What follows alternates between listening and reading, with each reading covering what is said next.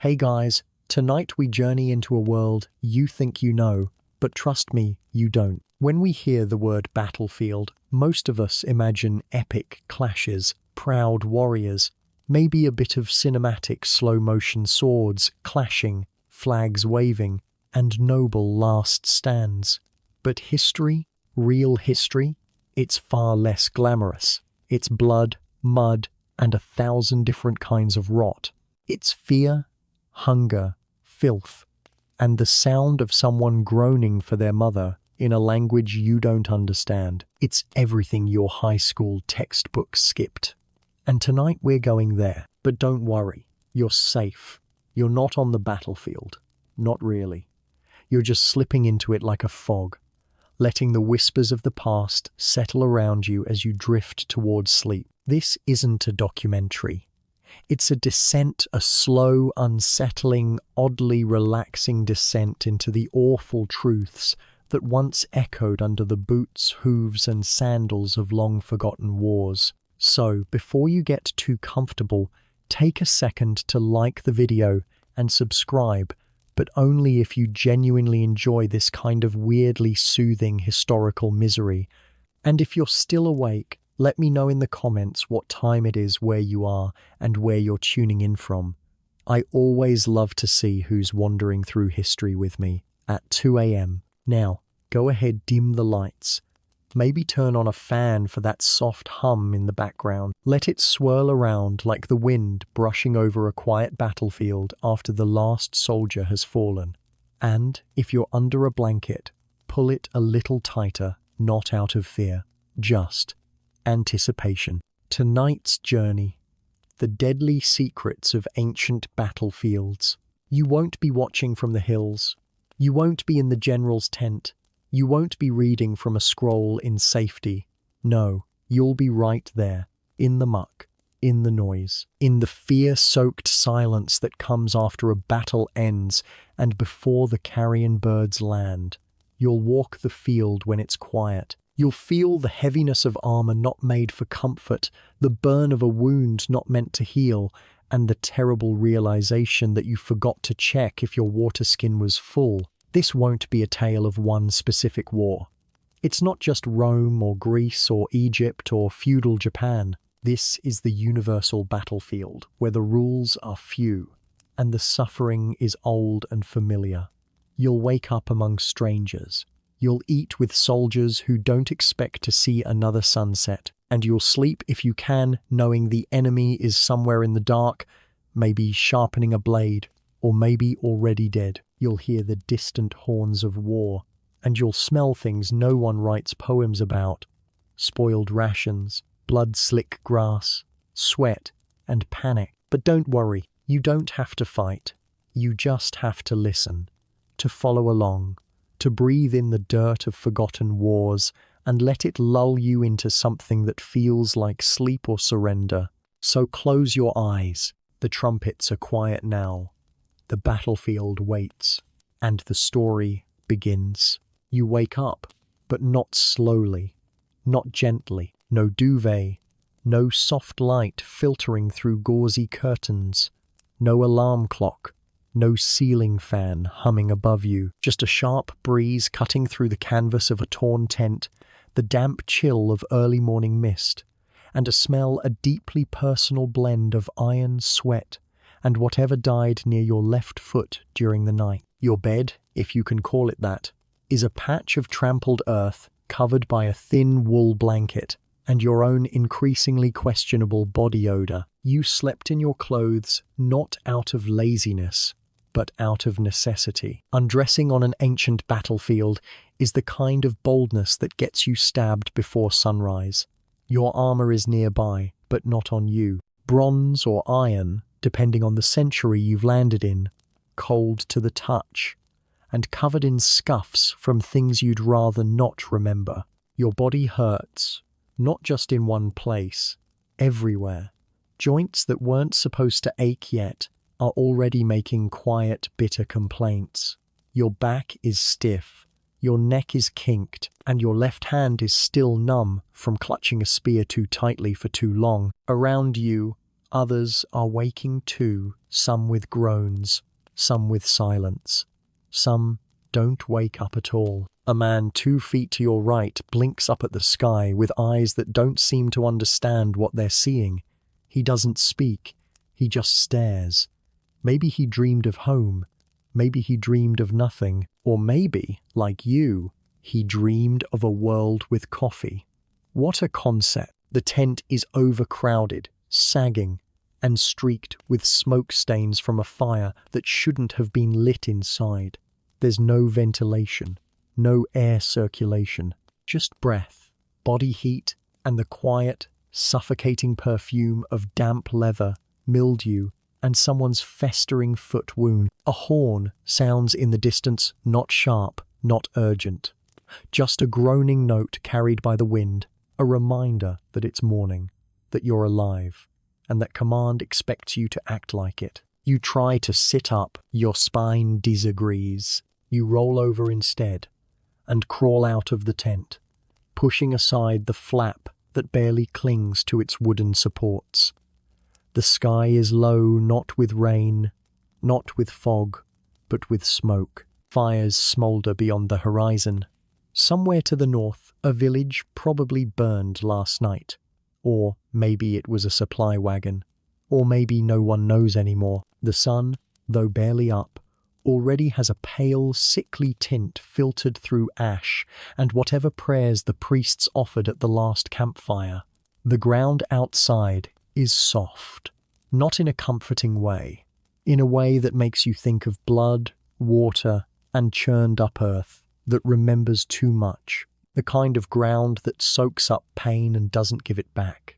You step carefully. Everywhere around you, the camp is waking, or pretending to. Some men are already checking their weapons, mumbling to themselves, sharpening blades with stones that have seen too many mornings. A few are still asleep, wrapped in cloaks, or lying flat beneath makeshift tents made from stolen cloth. One man is retching behind a bush. Another is praying, quietly, intensely, as though the gods might forgive what he's about to do again today. You try not to make eye contact, not because you're unfriendly, but because you're tired.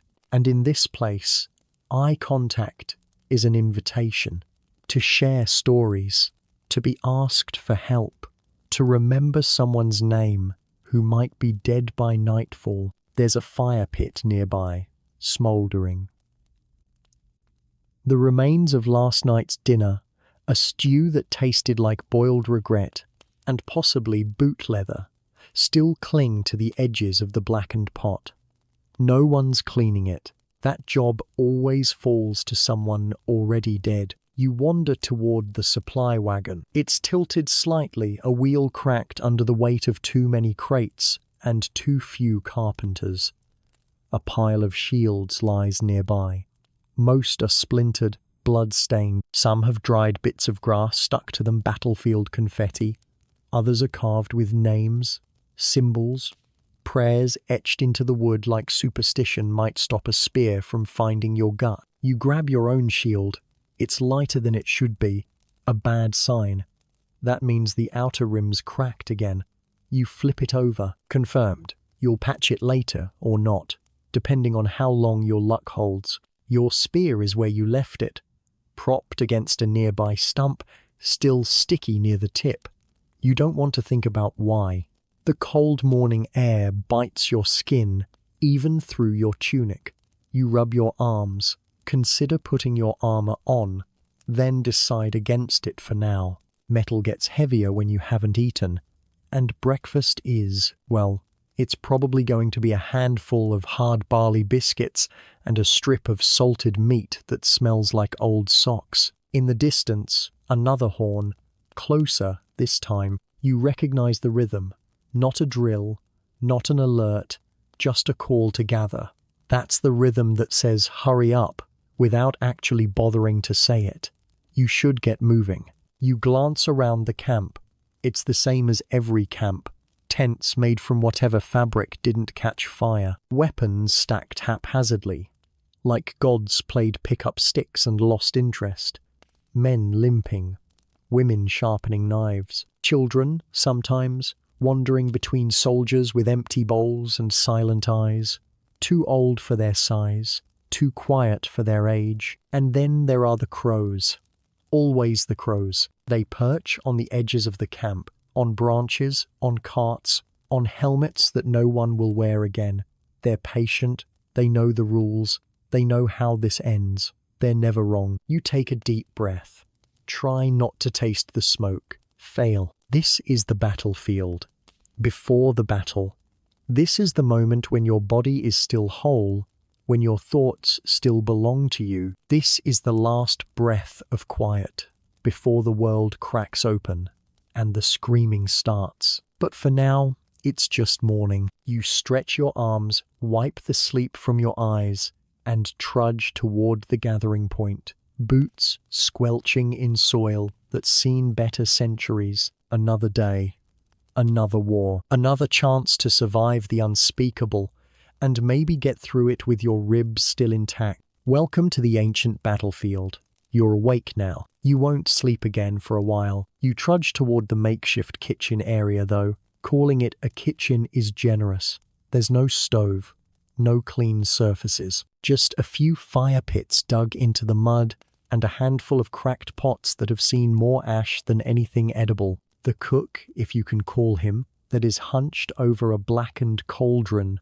stirring something with a stick that looks like it used to be part of a spear. He doesn't look up as you approach. No one speaks in the morning unless they have to. Voices are hoarse, throats are raw, and morale is, well, it's whatever the opposite of morale is. That's what's being served today. A crusty ladle dips into the pot. You hold out your wooden bowl, which you're 80% sure belonged to someone else before yesterday. Doesn't matter. Everything here is recycled, including dignity. The ladle slaps a scoop into your bowl with a wet sound that could make soup weep in shame.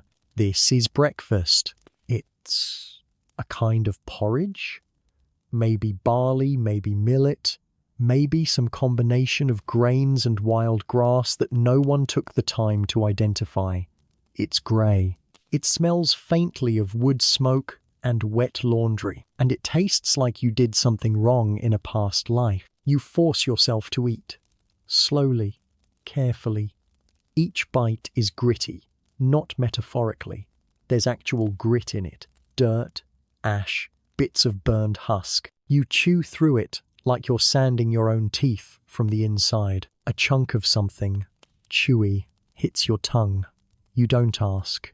You don't want to know if it was meat or moss or something that used to crawl. You just swallow and pray to whichever god is least judgmental. Water? There is water, in theory, but it's warm, stored in a leather skin that has developed a personality of its own.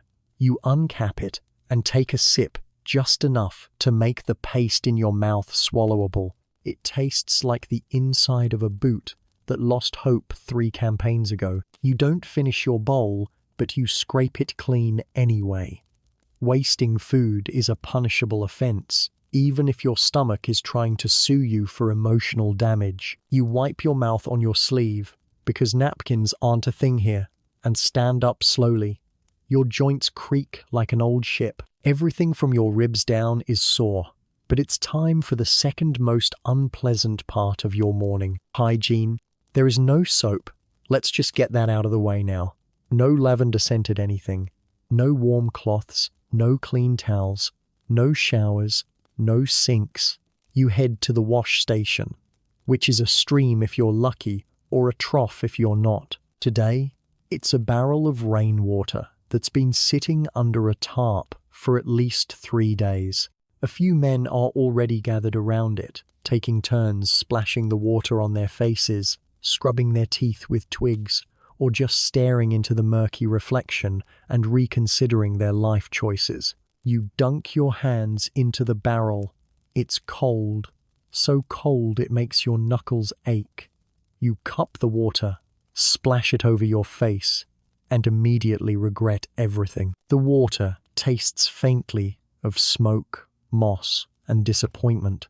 You sniff your armpit, regret again. You grab a twig hard and frayed at one end and begin scraping at your teeth. No toothpaste, just friction, and a hope that you'll avoid scurvy long enough to outlive the war. The twig stabs your gum. You spit blood. It's normal. You rinse your mouth with a little more water, swish, and spit into the mud like a true soldier of questionable hygiene. Nearby, a man is cutting at the lice in his beard with a dagger. Another is combing his hair with what looks like a fishbone. A third is plucking something out of his boot and flicking it into the grass with a sigh that sounds like he's just filed for divorce from his own toes. There's a single piece of cloth strung up between two poles for privacy, which fools no one. Behind it, someone is trying to relieve themselves into a shallow trench that was dug badly, in the hopes that it would function like a latrine. It does not. The trench is functional-ish.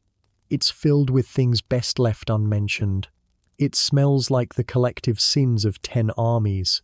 There are flies, so many flies. And if you lose your balance while squatting over it, well, let's just say that's how Private Elian became a cautionary tale and a permanent part of a story no one wants to retell. To wipe? Moss, if you're lucky. Leaves, if you're careful.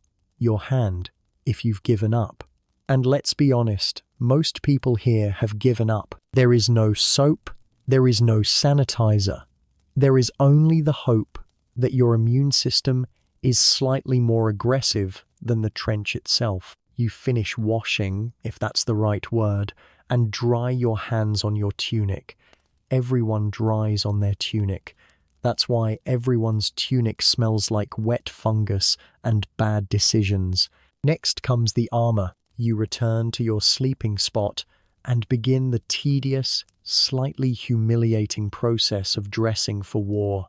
Undergarment. A linen tunic that hasn't been clean in weeks. You shake it out. A flea jumps off.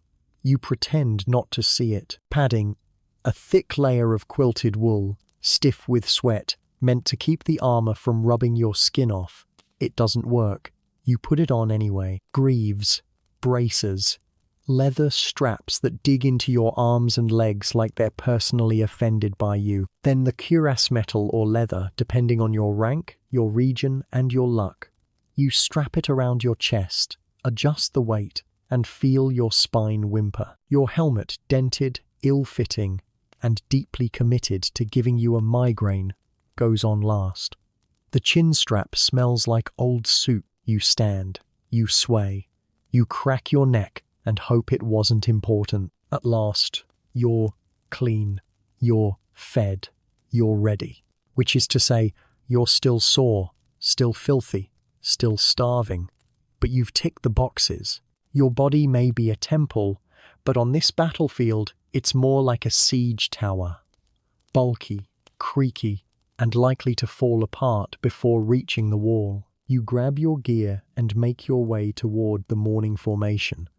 Behind you, someone lets out a long, guttural belch, part hunger, part protest. Someone else is coughing up phlegm like it owes him money. You walk past the trench one last time, holding your breath, praying your foot doesn't slip. The flies follow you anyway, like memories. Breakfast is over. Hygiene is relative, and the day has only just begun. Your clothing, like most things on the battlefield, wasn't designed with comfort in mind. It was made to last not through time, but through trauma. It's not breathable. It's not flattering. It doesn't wick moisture or fight odors or stretch to fit your curves. It is heavy. It is scratchy. It is soaked in sweat and fear and the kind of grime that's been with you for weeks and no longer asks for permission to stay. Start from the skin out. Your base layer, a linen or wool tunic, used to be white, or at least whitish. Now it's a battlefield of stains. Sweat rings, blood smears, food blotches, and things you honestly can't identify anymore.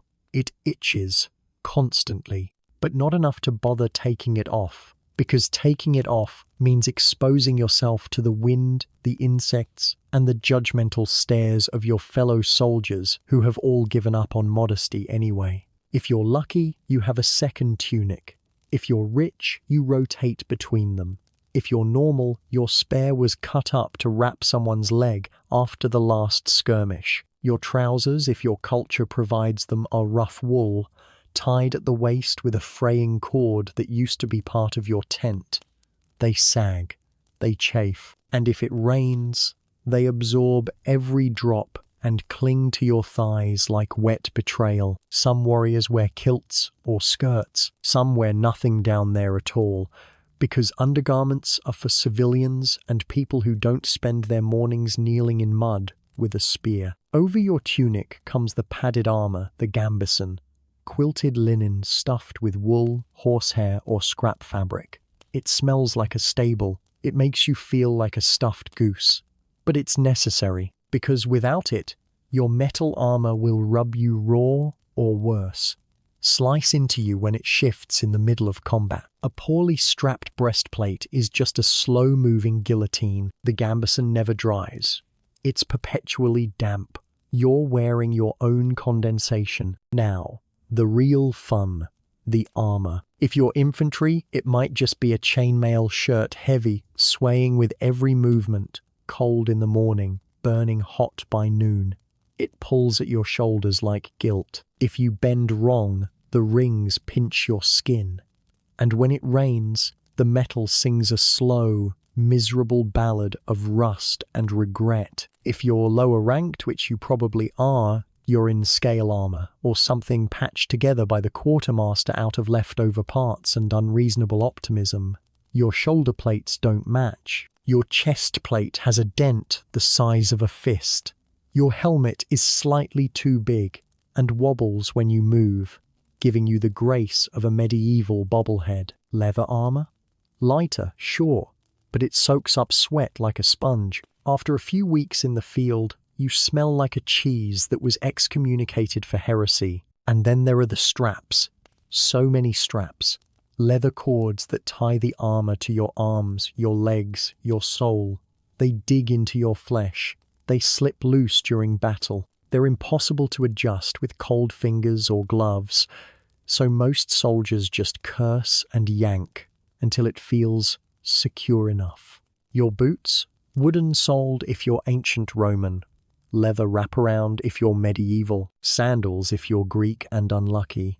Either way, they rub your heels raw, let in water, and do nothing to protect your toes from frostbite, trench rot, or falling swords. Most have holes. Most smell like death. No one's surprised. Socks? Don't make me laugh. You stuff rags into the boots and pretend it's padding.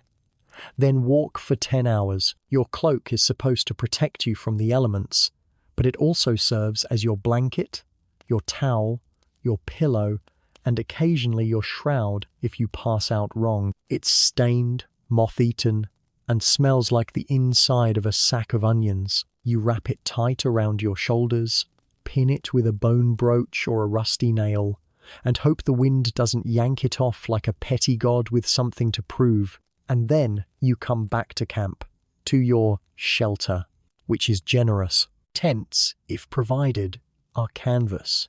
If you're in a real army, maybe they're issued. More likely, they're stitched together from old sails, animal hides, or whatever wasn't on fire last week. The poles are crooked. The ropes are frayed. One side always sags, no matter how you adjust it. The flap doesn't close properly, so the wind sneaks in, carrying dust, cold, or the occasional curious rat. It never keeps the rain out. It collects water instead, forming heavy pockets that occasionally collapse and dump half a gallon of liquid misery onto your head at 3 a.m. Inside, straw if you're lucky, mud if you're not, stones poking into your spine no matter how many times you shift. There's no insulation.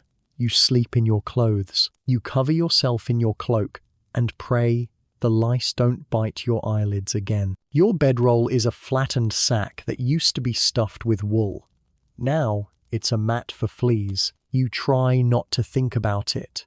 You've given up on shaking it out. No furniture, just your helmet upside down to hold water. Maybe a crate as a stool, if no one stole it for firewood. A torch jammed into the ground. A shield leaning against the tent pole. If it rains, and it always rains, the tent floods. Your boots soak. Your food gets soggy. Your gear rusts in real time. You spend the night curled up in a damp cocoon of regret, wondering if dysentery counts as an honorable death. Privacy? No such thing. There are 6 of you sharing a tent built for 4. You know each other's snoring patterns, bowel habits, and emotional breakdown schedules. No secrets survive. You've heard a man cry over a missing spoon. You've seen another write love letters to a horse. You said nothing. You understand. If you're in a siege camp, forget tents. You sleep in trenches, holes, ditches, or under wagons. One man even built a lean-to out of broken spears. It worked until the wind decided to participate. In desert campaigns, there are no tents, just blankets, and bad dreams under the stars. In snow, you dig a pit and lie in it like a frozen regret. In jungles, you don't sleep. You swat insects and whisper apologies to your immune system. And everywhere always there are vermin. Rats run through the camp like they own it. Mice chew your rations. Spiders nest in your boots. Fleas jump like trained acrobats from cloak to cloak. Lice live in your hair, your seams, your soul. You itch constantly. You scratch until you bleed, then scratch more. You are never clean. You are never dry. You are never warm for more than 5 minutes, but you are clothed. You are sheltered, and you are alive. For now, you settle down on your damp blanket. Your armor digs into your ribs. Your helmet makes a poor pillow. Rain taps the roof in irregular, mocking rhythms. A drop finds your nose. You close your eyes. Outside, someone coughs. Someone else snores. Someone sharpens a blade in the dark. You sigh and dream of modern insulation. If you've ever complained about a tough workday in the modern world, the email avalanche, the awkward meeting that could have been a pigeon scroll, or the tragic disappearance of your lunch from the office fridge, just remember, at least you weren't spending your morning hauling stones through a trench while a man with a stick screamed Latin at you, because here, on the ancient battlefield, your job isn't a career. It's a punishment you just haven't been executed for yet. You don't clock in, the sun does that for you.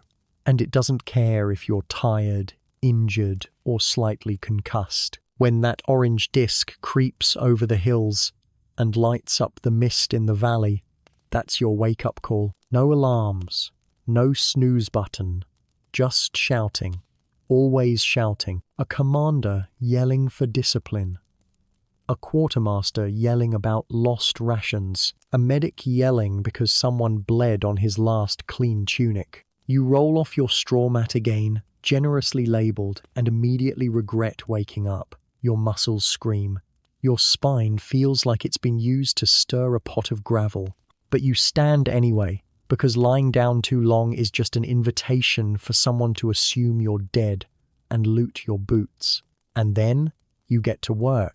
Job title, digging things that shouldn't be dug.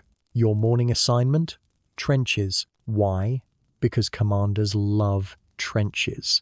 They don't have to dig them. Of course, that's your role. You and 24 other tired men with shovels that are basically metal plates nailed to sticks. No gloves, no proper footwear, just your hands, your back, and the sinking realization that dirt gets significantly heavier when it's been walked on by an entire army. You dig because the officers said so. Defensive ditches, drainage paths, waste pits, temporary graves, sometimes all in the same hour. The soil is rocky, wet, and uncooperative, much like your squad mate who's already pretending to have a twisted ankle again. And then there's the smell. You dig near the edge of camp, where the latrine pits sit like forgotten sins. Every turn of the earth brings up something you didn't want to know about. You breathe through your mouth. Doesn't help. The sun climbs. The mud dries into your boots. Your hands blister.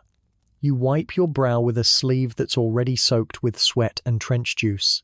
You keep going, because if you stop, the officer watching might assign you to something worse. And oh, there is worse. Alternate job title.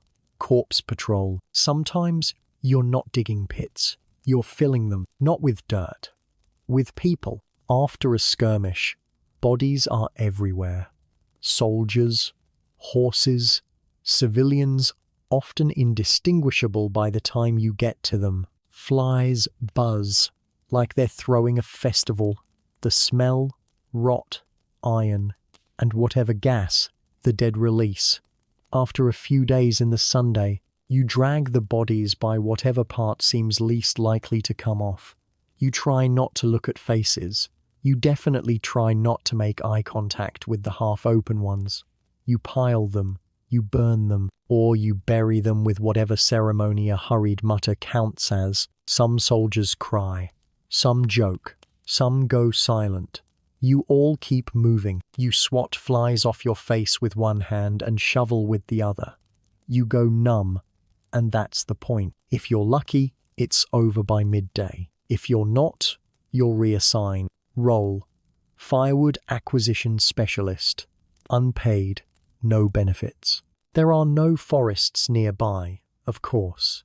You've burned those.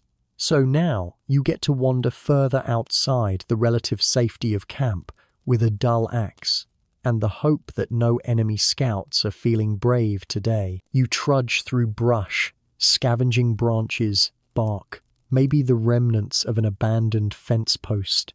You break them down, tie them with rope, haul them back, one bundle at a time, because the cook needs fuel, because the night gets cold, because soldiers get angrier when their water doesn't boil. Sometimes you trip.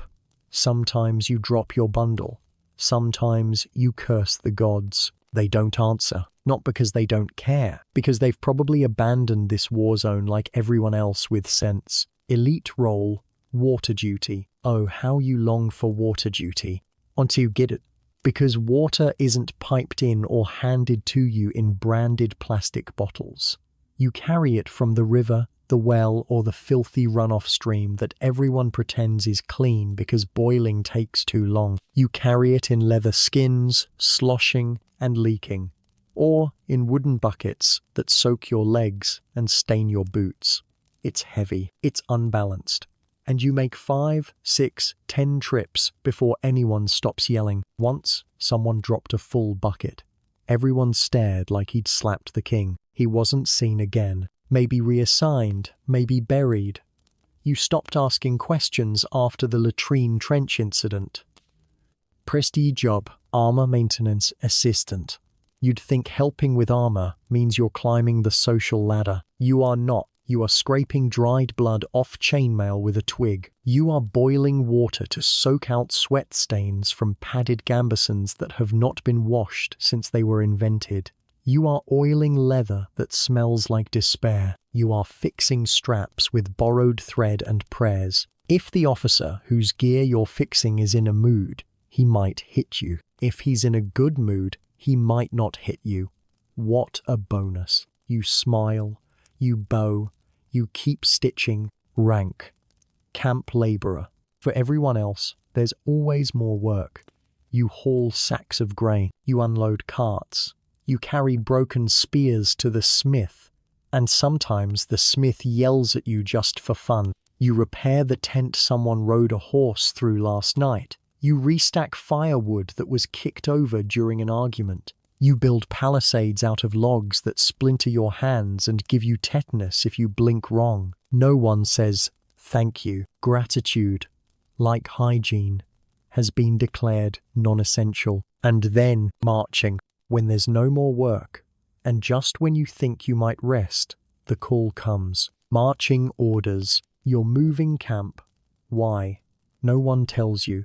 Maybe the enemy is near. Maybe your side's retreating. Maybe someone just got bored of the view. You pack up. You carry your tent, your gear, your food, all 6 crumbs of it, and your personal effects, which fit into a cloth pouch smaller than a modern fanny pack. Then you march 10 miles, 15, in the heat, or the rain, or both, over rocks, through mud, past fields that used to be villages. You don't ride. That's for officers and horses. You walk, you limp, you sweat, and you learn to breathe through the pain. When you arrive at the next location, you're told to dig new latrines, and so the cycle begins again. There are no weekends here, no sick days, no holidays, no shift changes. Work is constant. Movement is life. If you're not laboring, you're likely dying. And if you're not dying, congratulations, you've just qualified for another day of labor. Survival itself is your job. Every hour you aren't bleeding or buried is considered productive. You don't get paid. Not really. You get fed. Maybe. You get yelled at. Often. You get lice. Absolutely. And you work until your body breaks, and someone else is assigned to bury it. You don't go into battle without a prayer. You don't eat without a sign to the sky. And you definitely don't step over a body without whispering something, just in case the soul is still listening. Belief on the battlefield isn't optional. It's not decorative. It's not philosophical. It's survival spiritual armor for a world where everything else fails. Here, the gods are real. Not because you've seen them, but because no one survives this long without assuming someone is watching. They might be cruel, they might be indifferent, but they're watching, always. Your gods depend on where and when you are. If you're Roman, you might carry a tiny statue of Mars into battle, worn smooth by years of sweaty fingers and desperate prayers. If you're Greek, you've probably sacrificed something, a chicken, a goat, a little blood, maybe your last hope to Ares or Athena. If you're marching under a Norse banner, Odin's name is always in the air, whispered like a dare. And if you're one of the unlucky souls caught between empires, maybe you carry charms from several traditions hedging your bet. There is no atheism in a trench, only negotiation. You wear amulets carved from bone. You whisper mantras before sleep. You tie ribbons to your spear. Some men braid strands of their mother's hair into their armor straps, as if love might stop a javelin. Others scrawl prayers onto scraps of parchment and tuck them into their boots, hoping divine protection can travel through blistered soles. The camp itself hums with quiet ritual. You might see a soldier tapping his helmet 3 times before putting it on. Another spits over his left shoulder before every meal. Someone mutters to a carved stone before drawing their sword, then kisses the hilt like it's a holy relic. No one questions these things. No one does. Because the man who forgot his ritual last week, he's dead now. Spear through the chest. Coincidence? Probably. But try telling that to the other men in his unit, who now refuse to step where he last stood. Even the commanders who scoff at omens in front of the troops still consult the priests before major battles. Quietly, behind closed flaps. They pretend it's for morale, but you've seen them flinch at bad signs, a bird flying the wrong direction, a dog howling before dawn, a dream that lingers too long in the mind. Dreams matter here. Dreams are messages or warning. Some soldiers believe that if you dream of falling, it means you'll survive the next battle. Your soul already hit the ground and got back up. But if you dream of water, that means blood, yours or someone else's. Either way, you wake up and tighten your belt a little harder. And then there are the rituals before the fight. No matter where you are, Rome, Greece, Persia, Japan, there's always some kind of rite. Maybe a priest walks the line, sprinkling water or wine. Maybe incense burns. Maybe animals are slaughtered, their entrails red like divine spreadsheets. Liver spots mean good fortune. A missing kidney means someone's about to lose theirs in combat. And if the signs are bad, The battle still happens, but everyone fights with their will already broken. The fear isn't just physical, it's cosmic. You don't just fear arrows and blades, you fear punishment. You fear judgment. Because in your world, war is not just politics. It's not just land. It's penance. You fight because the gods demand it, because fate has decreed it, because somewhere in the mist, your ancestors are watching and they are not impressed by cowardice. Every time your blade cuts flesh, a part of you wonders if it's being weighed on some cosmic scale. You pray that your motives were pure, even when your actions weren't. You hope that mercy counts for something.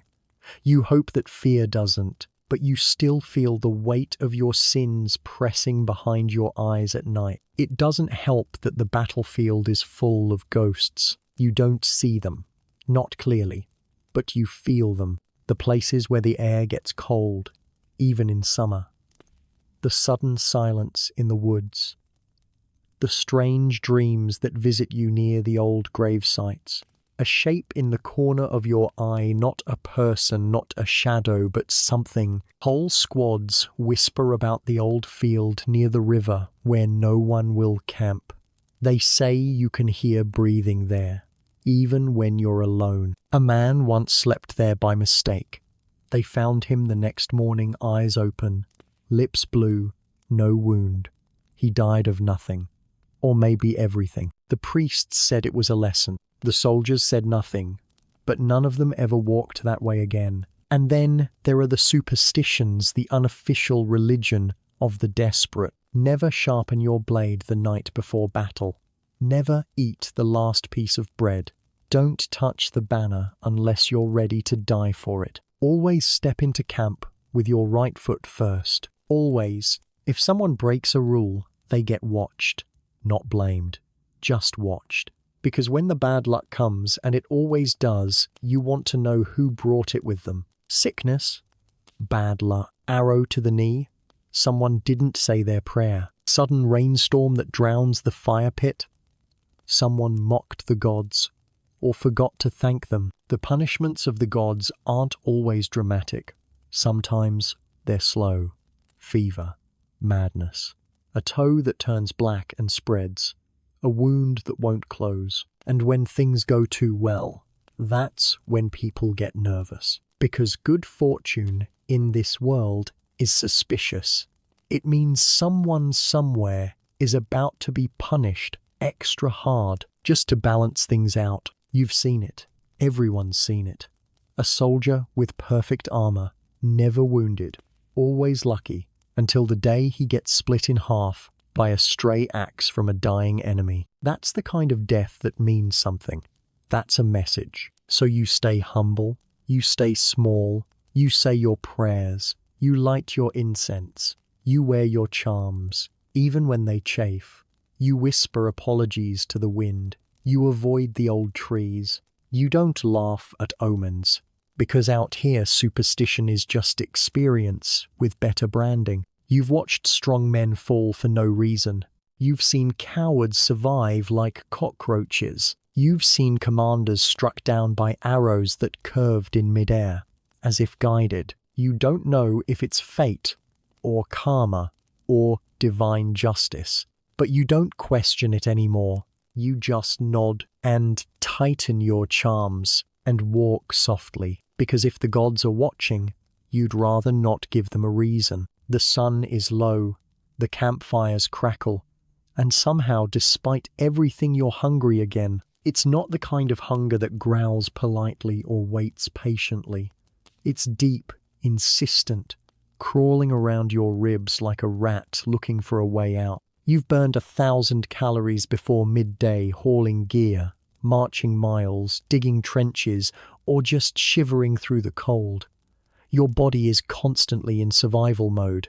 And food? Food is the closest thing you get to comfort. But comfort is a generous word. Dinner, if you can call it that, is a ritual of lowered expectations. You line up with your fellow soldiers, holding out whatever you're using as a bowl. Some have wooden cups, others use bits of broken helmets. A few cradle-scooped-out gourds like precious family heirlooms. One man uses half of a hollowed skull. No one asks where he got it. At the center of the camp, a pot sits suspended over the fire. It bubbles ominously, thick, greyish sludge, full of things that may or may not be food. You don't know what's in it, and you don't care. You're not here to savor, you're here to survive. Some nights it's barley boiled in broth. Some nights it's lentils or peas or just whatever the quartermaster could scavenge, steal, or scrape off the bottom of a wagon. If there's meat, it's a celebration, even if it's unidentifiable, even if it still has fur on it in places the cook missed. Salt is precious, herbs rare. Most of the time, your food tastes like firewood and damp earth. You eat quickly, quietly. No one speaks during the first few minutes. It's not reverence, it's desperation. Every bite is measured, hoarded, guarded. Some men hunch over their food like it's treasure. Others eat with their backs to trees, shielding their meal from the envious glances of hungrier comrades. And there's always someone hungry, someone who didn't get enough, someone who came late, someone who's already sold their spoon for half a biscuit and now pretends they weren't hungry anyway. There are rations, technically. Dry, hard biscuits. Salted meat slabs that break your teeth before they nourish you. Dried fruit, if you're elite or just lucky. But most of what you eat is boiled. Soft, tasteless, and yet somehow also dangerous. Spoiled meat? Common. Moldy grain? More than once.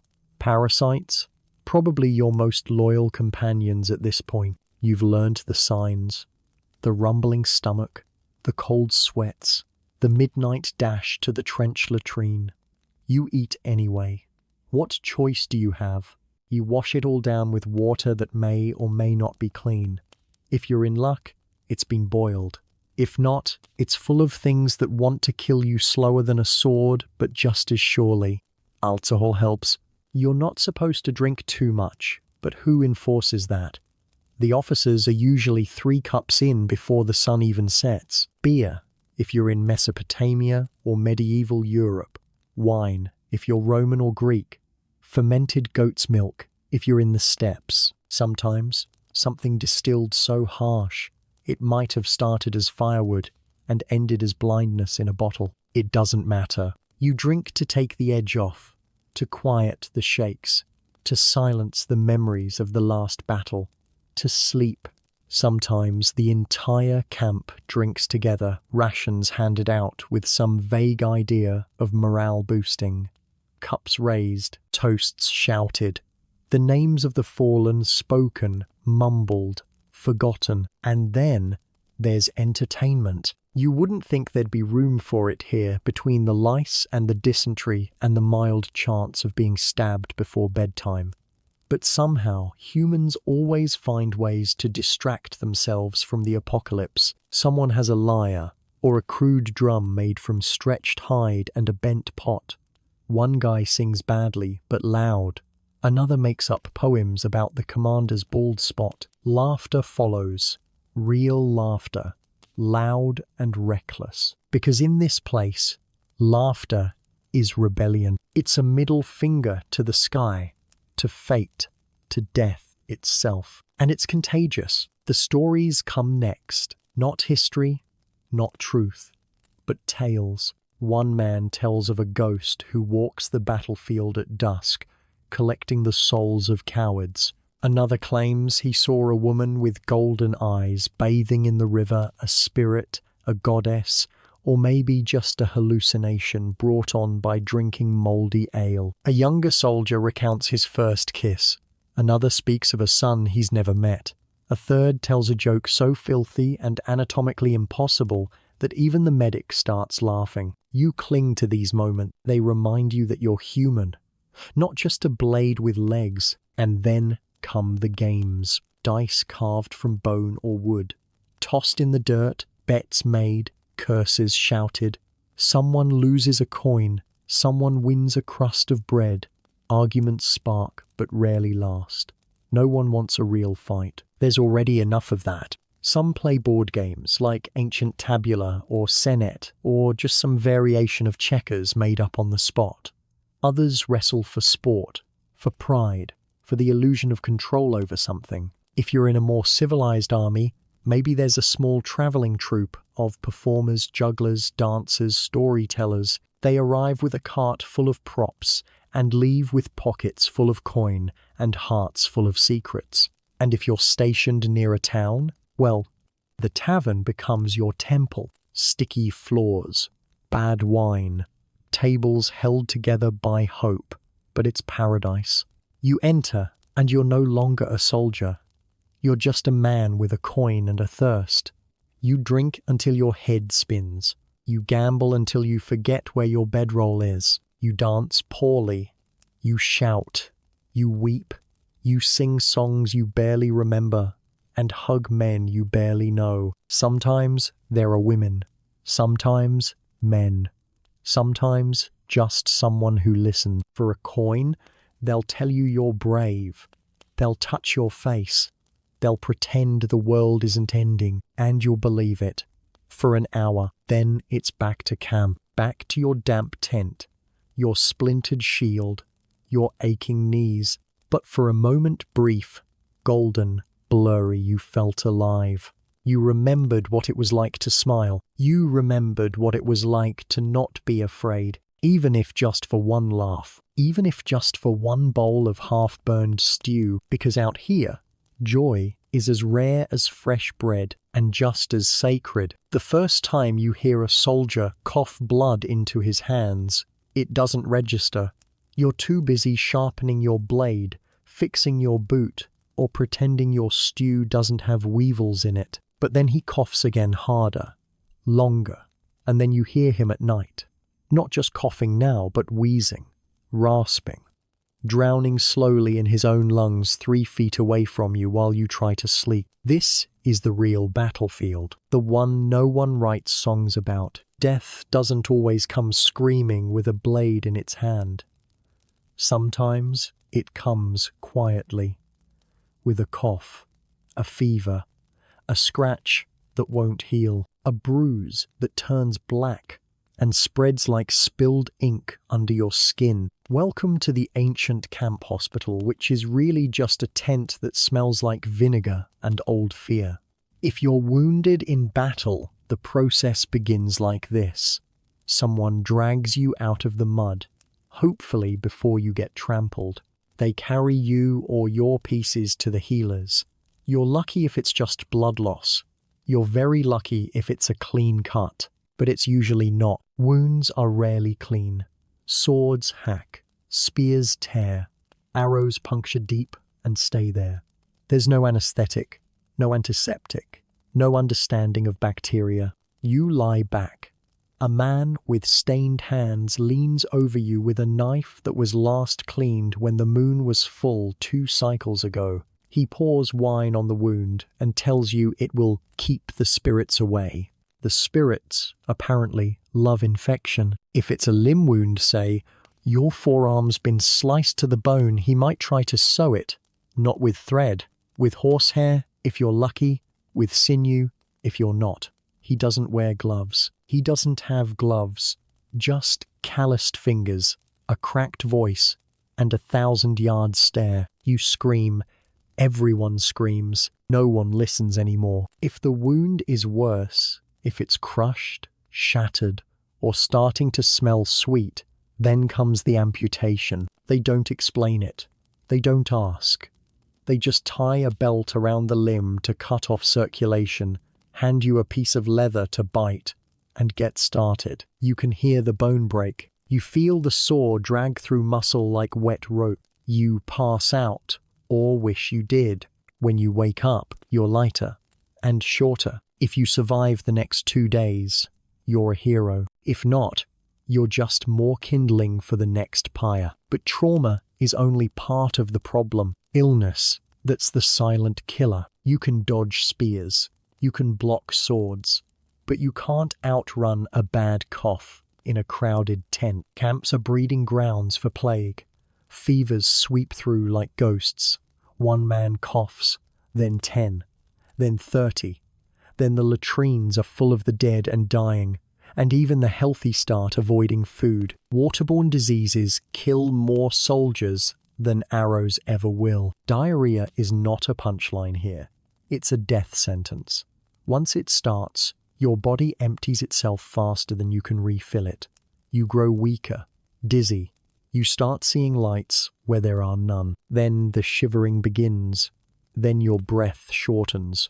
Then silence. The healers come by and cover your face. They take your boots if they're nice enough. They don't cry. There's no time for grief. Medicines, such as they are, fall somewhere between guesswork and magic. If your culture's lucky, you have herbalists.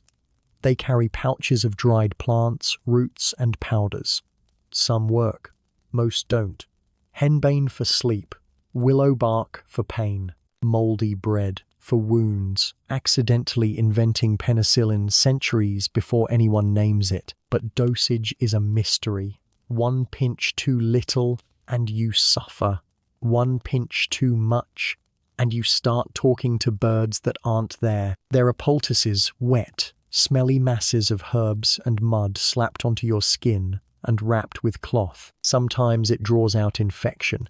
Sometimes it just smells awful while you die slower. There are charms, a small bone tied to your wrist to ward off fever, a copper coin under your tongue to keep you from choking, prayers whispered in dead languages by tired hands. Sometimes they help, sometimes they don't. You drink things, teas, tonics, wine laced with resin or honey, or, if the healer's really ambitious, crushed insects. And if none of that works, there's always leeches. Yes, leech. They believe sickness is caused by bad blood, imbalances of humors.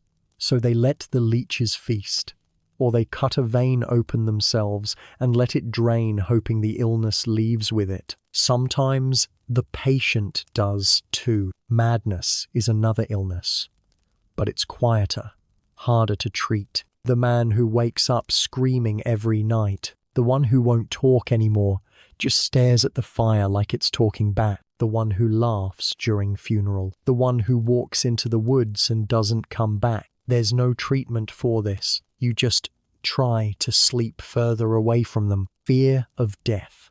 That's everywhere. In the way you check your body for signs of swelling or black spots.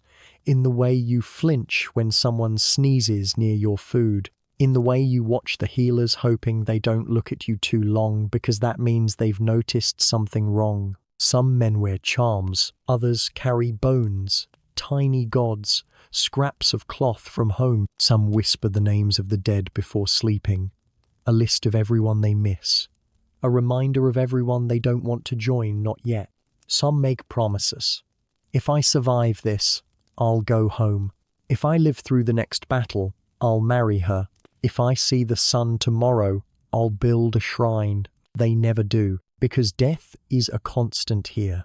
It doesn't wait for ceremonies. You'll see your friend at breakfast, joking about the bad stew, then see his corpse face down in the mud by evening. You'll sleep beside a man who talks about seeing his son again, and in the morning his body is cold and still, eyes open, staring at a sky that refused to save him. And you'll keep going, because what else can you do? You can't stop. You can only hope that when your time comes, it's quick, that someone remembers your name, that someone lights a candle, that someone, somewhere, feels your absence and says, he fought, he tried, he mattered. Until then, you breathe shallow, you eat what you can, you wash your hands if the water isn't too filthy, you whisper to the gods, even if they've stopped listening, and you survive, one day at a time, one cough away from being just another story around the campfire.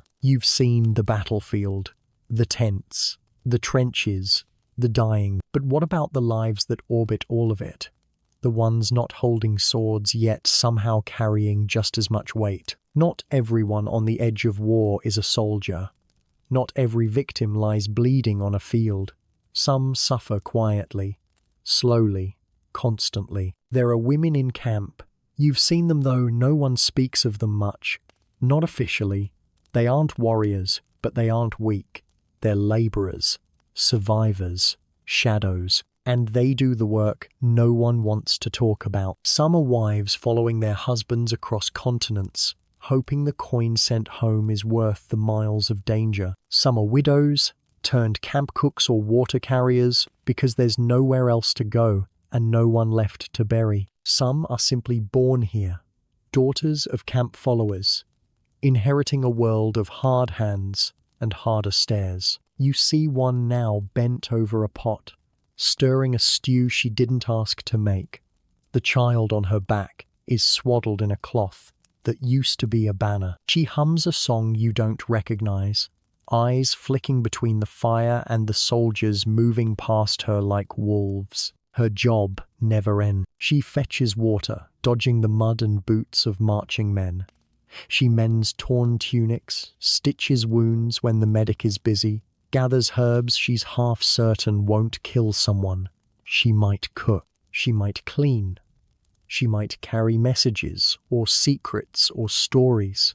And when the sun dips low, some are called into the tents of officers, not because they want to be, because they have mouths to feed.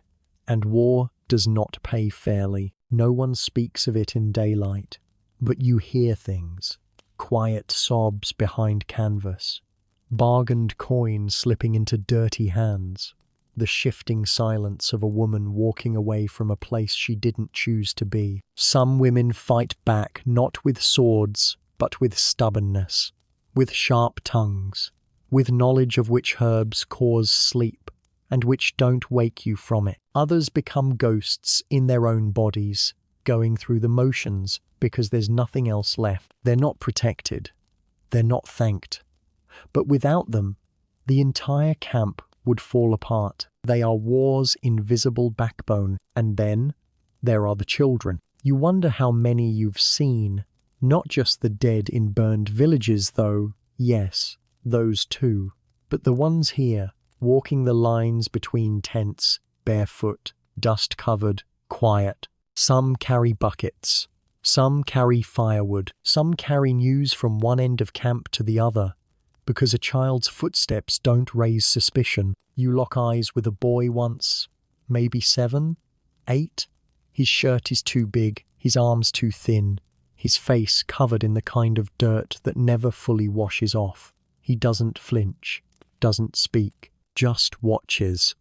Like he's already seen more death than you. He probably has. Children grow up fast here. Or not at all. They learn early how to listen without being noticed, how to run when the shouting starts, how to lie convincingly to keep their family fed, how to disappear. If you're in a besieged city, the children are everywhere, running messages, stealing food, huddling in doorways with wide eyes and sharper knives than you'd expect. You watch one girl sharpen a stick like a dagger. She's maybe 10. She does it like she's done it 100 times. They don't get toys, they get responsibilities. Siblings to watch, food to scavenge, mothers to protect from men who are too drunk or too cruel to remember what war does to the soul. Some are born in the camp, conceived in the rare, desperate moments when people reach for each other just to feel human. These children don't know peace. The lullabies they hear are the sounds of weapons being sharpened. Their first words are often curses. Their first steps taken around fires, not cribs. And still, somehow, they survive. They become adults too early. You've seen boys drafted to carry shields before they even understand what war is. Some handed wooden practice swords, others handed real ones and told, "You'll figure it out." Some do. Most don't. Family, in this world, is a fluid concept. Blood relatives are rare luxuries. Most people you consider family are just the ones who haven't left or died yet. Your tent mate becomes your brother. The old woman who bandaged your wound is now your mother figure. The boy who brings you water every day is like a son. though you never learn his name. You don't talk about your real family much, not out loud, because doing so makes them feel real. And real things can be lost. You carry their memory in fragments. A ring hidden under your tunic, a small wooden carving, a song that comes back to you in moments of quiet and nearly breaks you every time. You don't know if they're alive. You don't know if they remember you. You don't even know if you'd recognize them now or if they'd recognize you. But you think of them when the wind shifts and smells like home, when someone says your mother's name by accident, when you hear a baby cry, and something inside you aches in a place you forgot existed. Even the roughest soldiers, the ones who crush skulls for breakfast and pick their teeth with arrowheads, soften when they speak of home. Their eyes glaze over, their voices drop. One man shows you a lock of hair, another a drawing done by a child's shaky hand. They don't cry, but you can tell they want to. Pregnancy in the camp is not a miracle. It's a sentence. There are no midwives here, no safe beds, no clean cloths. When a woman gives birth, it's in silence, in pain, with only other women and maybe a drunk camp healer guiding the child into a world that doesn't want it. Some babies live, some don't.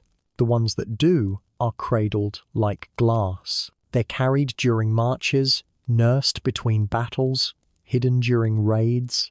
They are hope, fragile, and inconvenient. But they are still hope. The women don't complain, not loudly. They just do what they have to, because war doesn't pause for motherhood. It doesn't pause for anything. And yet, there are moments, brief, quiet, stolen moments. A woman humming to her child, both swaying by firelight. A man letting a little girl sit on his shoulders, pointing at stars, with fingers still stained with ash. A soldier sharing the last piece of bread with a boy who lost his father yesterday. They laugh, they smile, they tell stories about better times that might have never existed, but they tell them anyway. Because people, even in the worst places, need something to hold on to. A name, a memory, a reason to survive. The sun is high now, hot, heavy, and merciless. It hangs above the camp like an overseer, casting long shadows and longer tempers. Morning's numb exhaustion gives way to afternoon's brittle tension. This is when everything starts to fray. Not the armor, though, that too, but people, minds, patience. The thin, fragile threads of civility begin to snap. You can feel it everywhere, in the way voices rise more easily, in the way hands linger too long near blades, in the way no one makes eye contact for too long, because that's how fights start. And they do start. Oh, they start first. The chain of command. You'd think orders would be clear, that rank would settle disputes. But rank here is only as strong as the man behind it. And when food is low, water is spoiled, and your commander just ordered another trench dug through rocky ground for no apparent reason, well, respect becomes optional. You've seen a captain knocked out by his own men. They said it was an accident. He slipped during a march. He didn't question it. Not when he woke up with a cracked jaw and his tent mysteriously set on fire. Discipline is a currency. It's earned, lost, traded, or crushed. Sometimes a higher officer makes an example. Public floggings, tied to a post and whipped until blood paints the dirt, or branded with hot iron a mark that says this one forgot his place. Other times, they don't bother with punishment. They just stop sending rations. Let the camp police itself. Spoiler, it does. Badly. Second, theft and the price of bread. You wouldn't think a crust of bread could cause bloodshed, but when food is short, and it often is, everything becomes a weapon, including hunger. A man caught stealing is a dangerous thing, not because he's a threat, but because his presence reveals a truth everyone is trying to ignore. Desperation. There are no courts here, no lawyers, just justice. handed down by whoever is holding the biggest stick. You've seen a thief beaten, tied to a post, hands bound, his face swollen beyond recognition. You've seen another lose a finger, not as punishment as warning. And once you saw a man dragged behind a horse until he stopped screaming. His crime? Hoarding dried figs under his bedroll. No one talks about it, but everyone starts sleeping with their boots on and their bags tied tighter. Third, fighting among themselves. It doesn't take much. A misplaced joke, a missing blanket, someone stepped too close to another man's fire pit, or someone insulted another's god, mother, or cooking, and then fists fly. Not just fists, sometimes knives. You've seen brothers fight, friends, tent mates.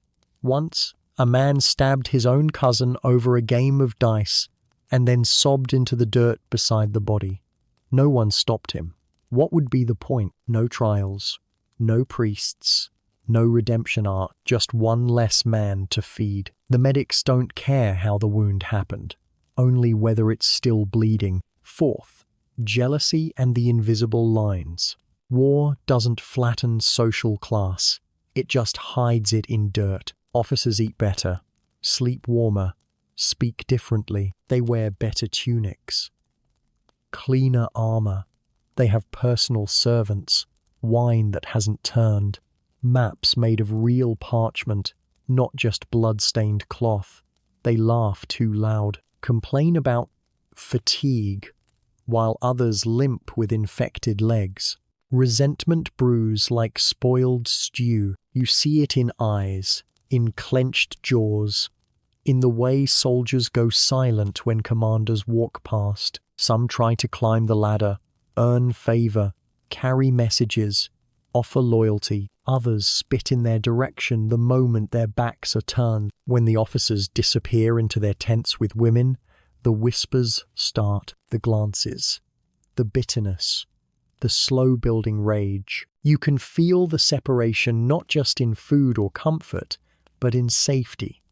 An officer might get a trial, a soldier gets a grave, and everyone knows it. Fifth, cultural divides.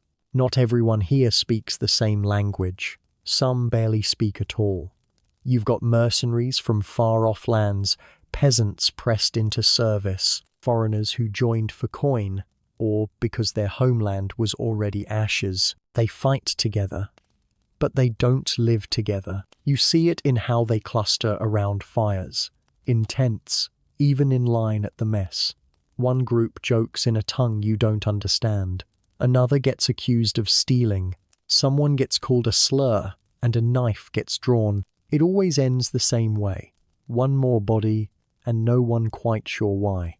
Command tries to keep order, puts troublemakers on double duty, assigns patrols with mixed units, posts a notice in 5 different alphabets no one reads.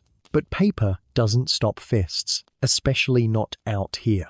Sixth, the real thieves, the quartermasters. Now these are the men you watch. The quartermasters control the food, the gear, the coin, and if they like you, you get a whole loaf of bread, maybe a sharper knife, maybe an extra blanket on a freezing night. But if you cross them, you get nothing. Or worse, spoiled meat, rotten grain, wine that makes you vomit. And they always have excuses. Oh, it was a bad shipment. Must have been the rats. Quote, someone must have taken it before I could get there.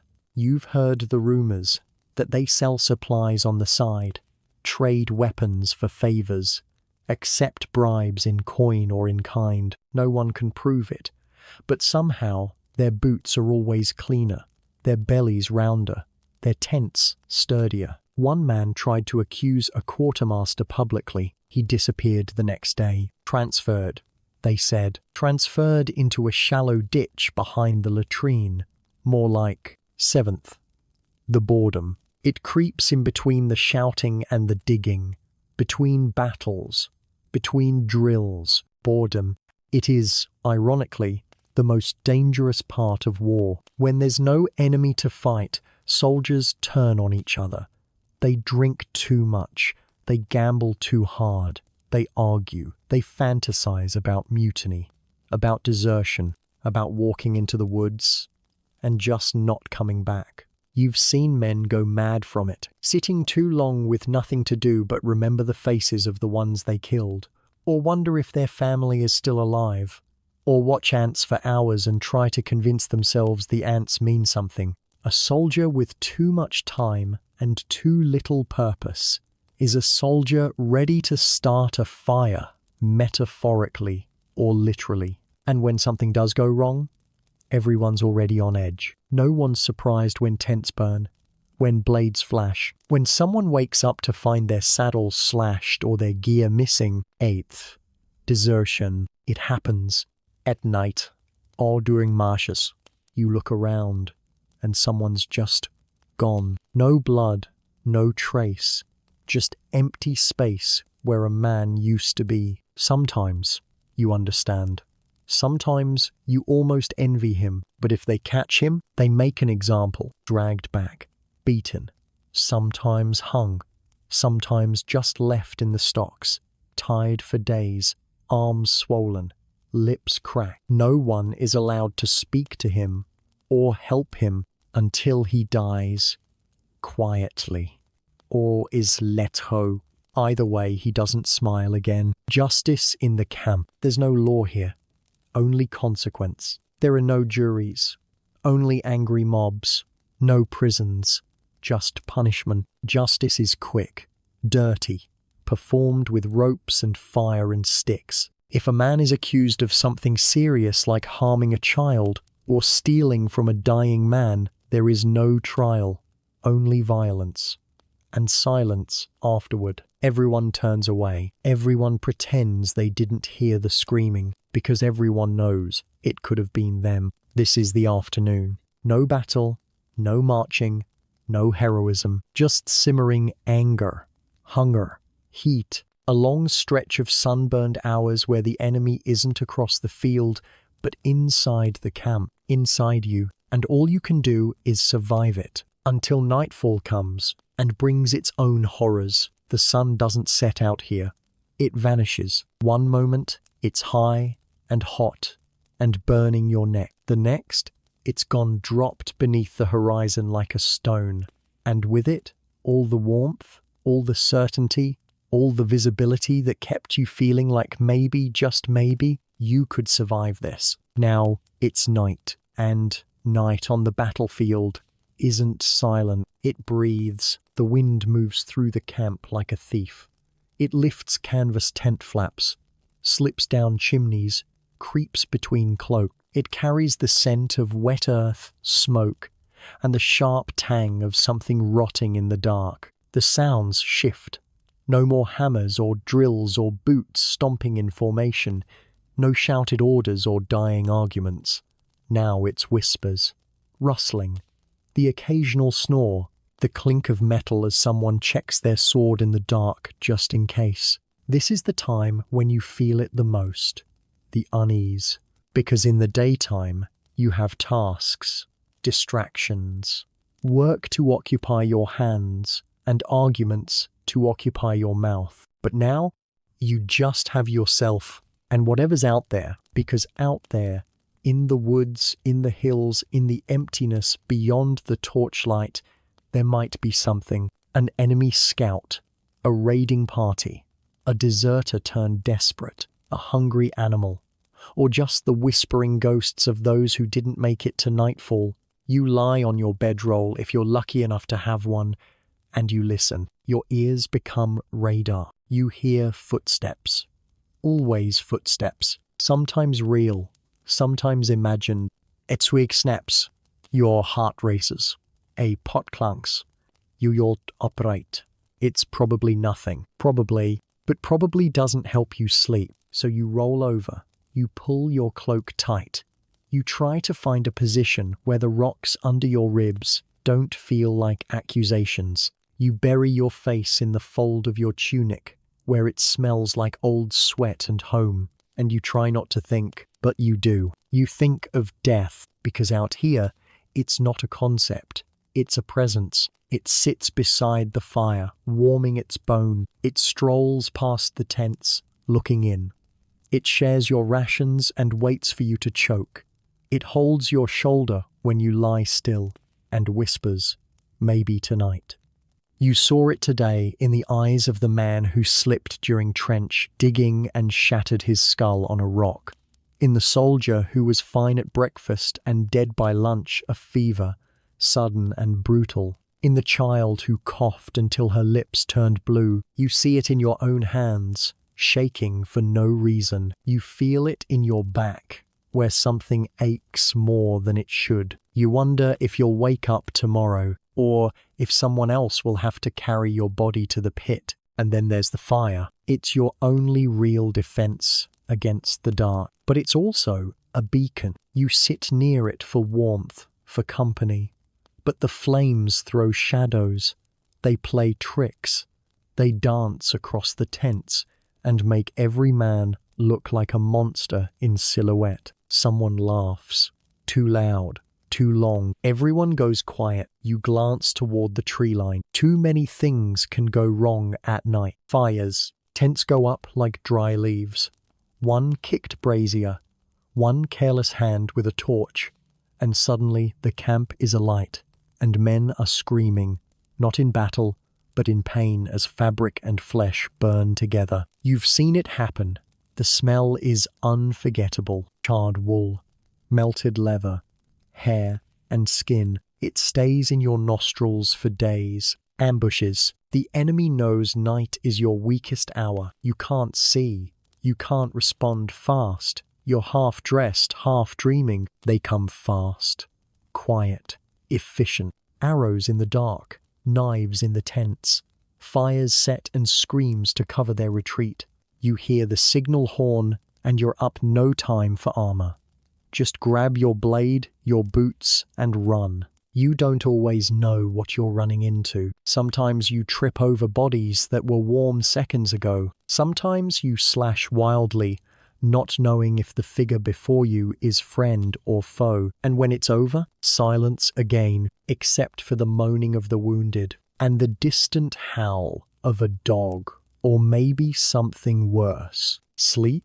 You try. But how do you sleep when the man beside you was alive this morning and gone by dinner? How do you sleep when you can feel your heartbeat in your ears, your throat, your fingertips? How do you sleep when every shadow looks like a threat? You lie there, half awake, one hand on your blade, eyes fluttering between dreams and nightmares. You see your home again, not because you want to, but because your mind offers it like a cruel joke. Your mother's face, the smell of bread, a song you haven't heard since you were 12, and then the image warps. Your mother's mouth fills with blood. The bread turns to ash. The song becomes screaming. You yerk awake. It's still night. It's always night. You sit up. You walk. You check your boots, your gear, your weapon. You take a drink of stale water and spit it out. You try to breathe. You tell yourself it's fine, but you know the truth. You are afraid. Even the strongest men, the berserkers, the veterans, the ones covered in tattoos and battle scars, fear the night. They just fear admitting it more. So they pretend. They stare into the fire like it holds answers. They talk louder than necessary. They gamble, drink, argue, because anything is better than listening to the dark, because they know, just like you do, the darkness doesn't care how strong you are. It only cares how quiet you are when it comes for you. And the dreams, they get worse. You dream of trenches filled with teeth, of horses with human faces, of drowning in blood that smells like wine, of your name being called by a voice you love, but from a throat that's no longer alive. You wake up covered in sweat, fingers curled into fists. You forget where you are for a moment. Then you remember, and wish you hadn't. Because night on the battlefield isn't for sleeping, it's for surviving. It's for listening to every creak, every breath, every whisper of fabric. It's for wondering which one of your neighbors will be dead come dawn. It's for counting how many times your heart beats in a minute. It's for praying you make it to morning, and if morning comes, you'll be grateful. But you won't feel rested, because sleep here doesn't refresh you. It just delays the breakdown. One more day, one more night, one more gamble, one more chance for death to reach out and say, "It's your turn." The fires have died down now. The camp is quiet. Not truly silent, it's never silent, but the noises have shifted again. The last coughs have faded. The dice have stopped clattering. No one's laughing anymore. Somewhere nearby, someone has started to snore long, ragged breaths that hitch in the middle. Someone else is whispering a prayer. The kind that isn't meant to be answered, just said. To keep the silence company, you lie back, not in a bed, in a nest of fabric and fatigue. Your armor is off for now. It's leaning near your feet, sticky with sweat, dirt still clinging to the edges. Your sword is within reach. Your boots are on. Your stomach is half full. Your mind still spinning. But your body? It's exhausted. This is the best it gets. This moment, this thin, cold, beautiful pause between horror and horror. You've lived through the day. That's worth something. And even if it doesn't feel like peace, it's close enough to pretend. You stare up at the ceiling of your tent, or maybe the open sky. If the weather held and the canvas didn't sag too much, the stars don't care about you. They never have, but they're still here, still watching, still burning. You count them lazily, not to fall asleep, just to remind yourself that anything is bigger than this place, bigger than the mud and the blood and the rules and the punishments. Somewhere beyond the battlefield, the world is still turning. Somewhere the war hasn't reached, and maybe someday you'll get there. But for now, this is where you are, in a camp that smells like smoke and skin, in a time that does not love you, on a patch of earth that will remember your bones long after it forgets your name. You breathe slowly now, in through your nose, out through cracked lips. You let the tension melt down from your shoulders, out through your arms, into the ground. You let your hands go slack. Your eyes blink slower. Your chest rises, falls, rises again. And you think back to what you've lived through, to the morning, waking up to cold mist and aching joints, to the food tasteless, questionable, barely edible, but enough, to the scraping wash barrel, the twig between your teeth, the trench latrines and the race against nature, to the armor heavy, clunky, uncomfortable, straps that bite, boots that blister, helmets that never fit quite right, to the endless work, digging, hauling, carrying, lifting, bleeding, to the orders shouted by men who didn't know your name, to the trench mates who cursed and laughed and cried beside you, to the prayers, to the rituals, to the belief that maybe, just maybe, you're not alone out here. You think of the stew, the flat beer, the stories around the fire, the singing, the fleeting moments of joy that rose like sparks and vanished just as fast. You think of the wounds, the illness, the way a simple cough can steal a man before the sun sets. You think of the women, the children, the ones with no swords, but 100 other battles to fight, the mothers giving birth beside a boiling pot, the girls who don't flinch when men shout. You think of the fights, the justice that wasn't just, the punishments, the fear that comes not from the enemy but from the men wearing your colors. You think of the darkness, the way it swallows sound, the way it stretches time, the way it makes even your own shadow seem like a stranger. And you realize something. You survived it all, not because you were strong, or smart, or lucky, but because someone has to remember. Someone has to carry the weight of what this life was really like. And now you do. You carry it in your imagination, in the aches you imagined, the hunger you felt through the words, the chill that crept in as the campfire faded in your mind. And as your body begins to soften, to sink, to slow, let that weight fall away. You're not in that tent anymore. You're not in that time. You're here, now, warm, dry, safe. No armor on your shoulders. No sword under your bedroll. No latrine trench 10 feet away. You have blankets, sheets, a mattress that doesn't squish like mud. You have clean water, real soap, hot food when you want it. You don't have to dig your own grave, or hold your breath when someone coughs beside you, or fear the dark because someone might slip a blade under your ribs while you sleep. You're not there. You never were. But for a little while, you walked those battlefields. You felt the weight, the fear, the cold. And now, as your eyes get heavier, as the night deepens and your breathing slows, you can let it go. Let the soldiers fade into the mist. Let the fires burn low. Let the whispers of old gods fall silent. Let the wounds close. Let the battlefield rest, because you don't have to wake up there tomorrow. You don't have to open your eyes to blood and ash and hard ground. You don't have to carry the sword, or lift the shovel, or dodge the sickness. You can just sleep truly, suffer deeply. And as the last echoes of ancient footsteps fade from your mind, remember, you live in a world of warm beds, of medicine that works, of meals that don't fight back. So tonight, as you drift off, remember, you don't have to wake up in the past. Sleep well,